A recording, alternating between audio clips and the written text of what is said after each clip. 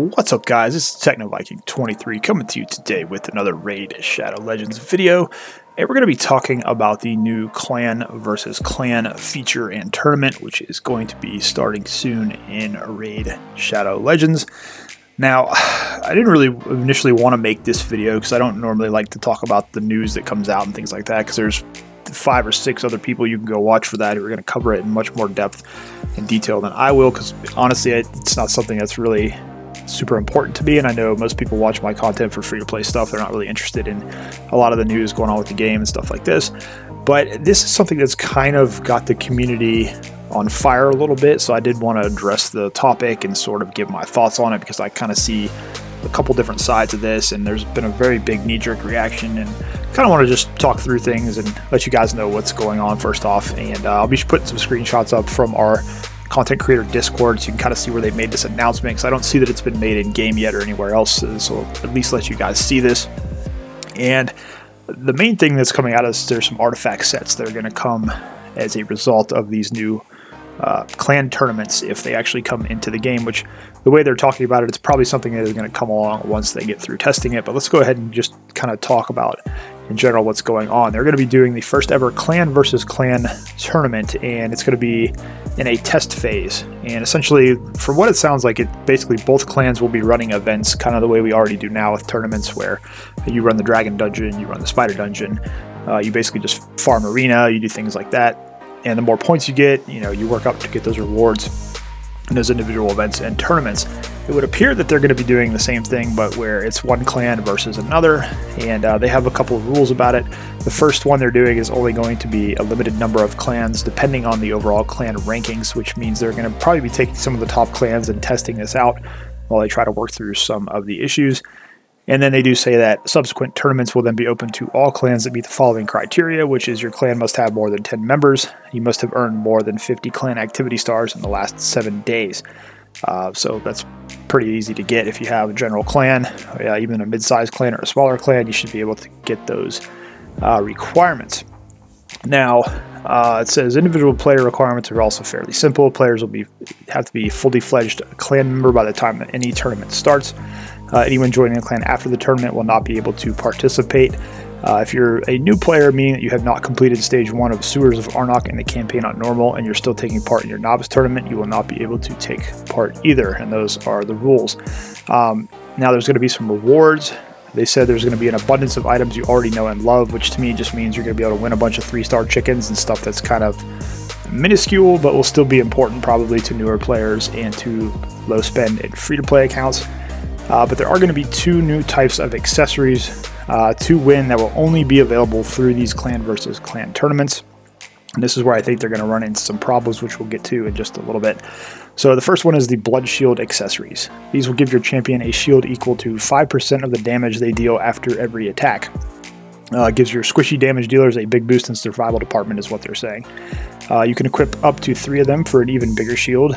They will not give you a shield based on poison damage or for masteries that deal damage based on the enemy's max HP, because they're saying that would be super broken. But these will still be very strong accessories. So that's kind of an interesting thing. I actually think this will be an interesting set to use in dungeons to help you go through, because sometimes you have your squishier damage dealers like your cold hearts who get teamed up on by the enemies and go down pretty quick in the dungeon waves. So being able to have a shield created from that damage and not just the basic shield sets that go away after 3 rounds would actually be very helpful for dungeons. So that's kind of a cool looking set.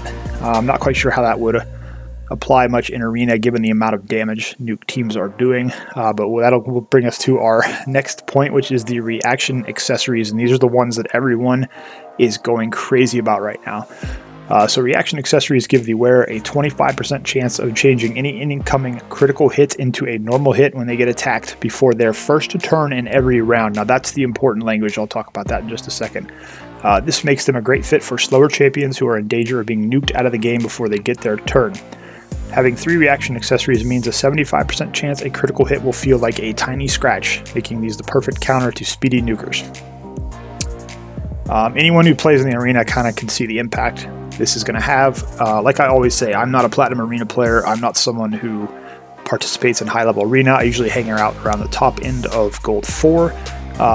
teams there are kind of mixed. There's some good teams, there's some bot teams, there's some middle of the road teams, so I never consider myself an expert on the arena. But I think this is going to have some big implications if it goes through the way that they have it now, and many of the top arena players have sort of touched on this in our creator Discord and other areas, talking about how the set seems a little bit broken, basically for the amount of damage it will prevent being done, and how this is going to kind of stop certain teams like hegemon teams from doing very well. And the important thing there is it says before their first turn in every round. So basically if you come out with a nuker and they hit their big critical hit, it's going to reduce that damage to basically nothing. And then even if you have a secondary nuker that goes after them, since that enemy team is still not taken a turn yet, that's still not going to make any difference. So you're going to probably see more of a movement to go second teams that are much slower. One idea that I actually had that I was talking about in Discord was a poison damage team, where you have someone like a Taurus put out a bunch of poisons, and then you have someone like a Zavia detonate those poisons.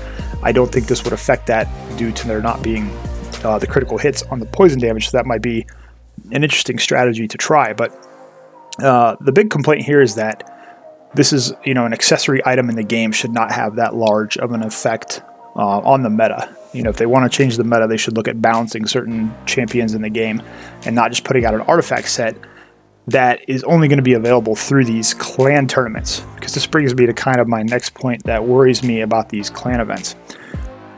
It's one of the reasons actually that I did leave Star Wars Galaxy of Heroes too, is that when clan competitions start to get to the point where you absolutely have to do them, and you have to do them to get better items and gear in the game, it creates kind of a new competitive thing. And I mean, that's fine for most people, but personally I don't like being in a clan where there's all these rules about what you have to do and how powerful your champions have to be, and what you have to be farming and what you have to be working on.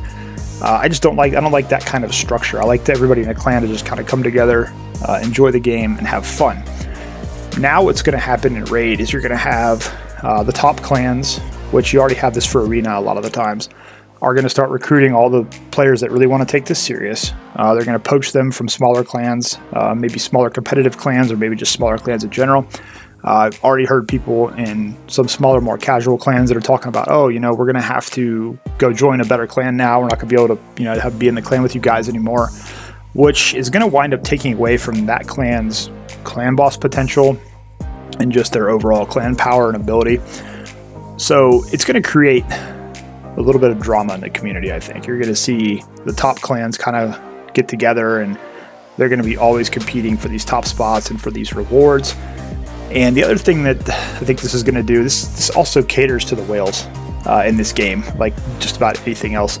If you're going to have this as a tournament-based format where everyone's kind of going after those rewards the same way it is now, where it's like you have a leaderboard and you have the top and you're basically just having to farm dungeons, well, you know, your whales are going to spend energy. They're going to buy all this energy. They're going to, you know, buy the gems. They're going to do what they have to do, and they're just going to outplay you. They're going to out-recharge you on energy. They're going to outspend you to get more energy, and just keep on using those gem refills. And, you know, if you can't run half the runs they can, you have zero chance of competing. So what this basically turns into is a whale war at the very top, where you're going to have two clans going at each other to see who could spend the most money. So obviously this benefits Plarium big time. This is exactly why they're putting this into the game. This is a great way for them to increase their profits without really worrying about downstream what it's going to do to smaller clans and mid-sized clans that are more casual, who are going to get left out because they may not have a chance to go after these same rewards. And if these arena accessories are going to be that groundbreaking and game-breaking, it seems like that's also, you know, giving the haves and the have-nots even further divide. But like everything, I think we kind of need to look at this measured, and let's not get all worked up just yet, although I am very wary of this. I don't see this working out very well for the game, to be honest with you. I know there's a lot of people that are upset by this right now, but some are saying, you know, let's wait and see, because who knows, if these reaction accessories are really that busted, Plarium won't put them in the game. They'll nerf them a little bit before they put them in. I don't have that much faith in the developer, quite honestly, given their track record. Number one, on how long it takes them to put out content, and number two, on how long it takes them to balance content. So that's not something I would really be thinking about, is that they're going to balance this before it goes into the game. It's actually usually the opposite. It goes into the game broken, and then they try to fix it later on and usually do a bad job of that. So we'll see how this plays out. But for right now, you know, I think we just kind of wait and see what happens here.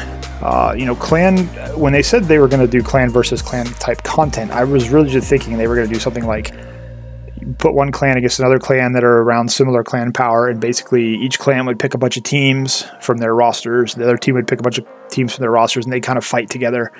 You know, more of a PvP arena type thing, not necessarily a PvE tournament format, where this is definitely going to benefit the people that spend more money on the game to buy more energy, to be able to farm those events more effectively. So it's very interesting to see.